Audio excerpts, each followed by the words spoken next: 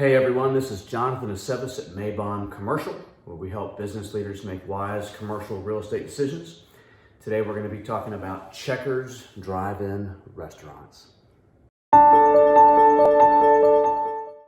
Today we're going to be talking about Checkers drive-in restaurants, and we've been doing a lot of research on Checkers lately. Wanted to share some of those numbers with you.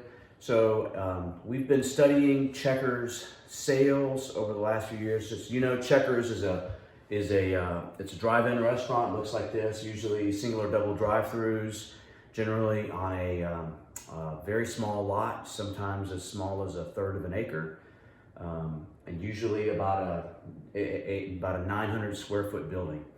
And over the last few years, what we've seen is the cap rates slowly rising. So this first line is corporately guaranteed Checkers leases, and this top line here is non-corporately guaranteed Checkers leases. So what we did is we very meticulously dug through comps and were able to determine cap rates on some sales.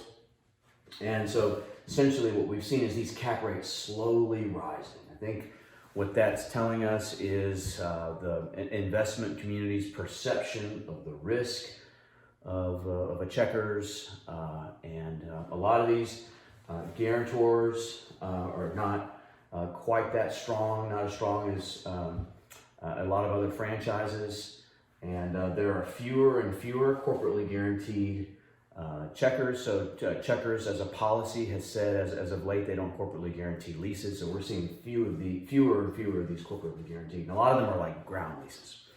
So overall the cap rates have risen from, you see back here in about 2014, you're in the 7s, risen up into the 8s, and a lot of the current listings that we see hover in the 8.5 cap range. And even talking to brokers, a lot of brokers who've got listings believe that their listings will sell in that zone as well. Here's a graph that we put together, and we still got to do a little more work on these corporately guaranteed comps, but essentially what you're seeing is that for franchisee guaranteed leases, you're seeing the cap rate fall the longer the lease term is left. And with these corporate ones, a lot of them are ground leases, and there's not that many of them, so there's really probably not a representative, not enough information for us to draw a good conclusion. We do, I do think, it's challenging to kind of value some of these properties, particularly because some of them are on such small properties, and the second generation use of a lot of these Checkers is not national retail in many cases. And so when you get closer and closer to the end of the lease, if there's any chance that a Checkers isn't going to be renewed, it definitely seems to drop in value pretty fast.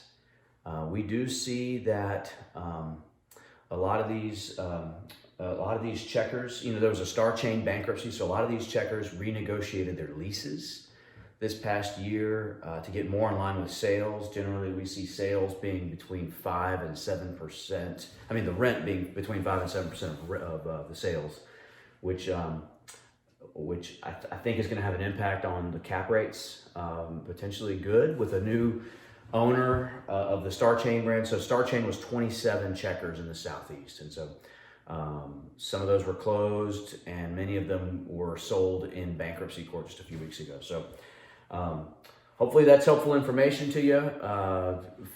Please reach out to us if you have any questions, if you're interested in retail triple net lease properties, and hope you enjoy the video, and hope you have a wonderful day. Stay safe and healthy, and thanks for watching.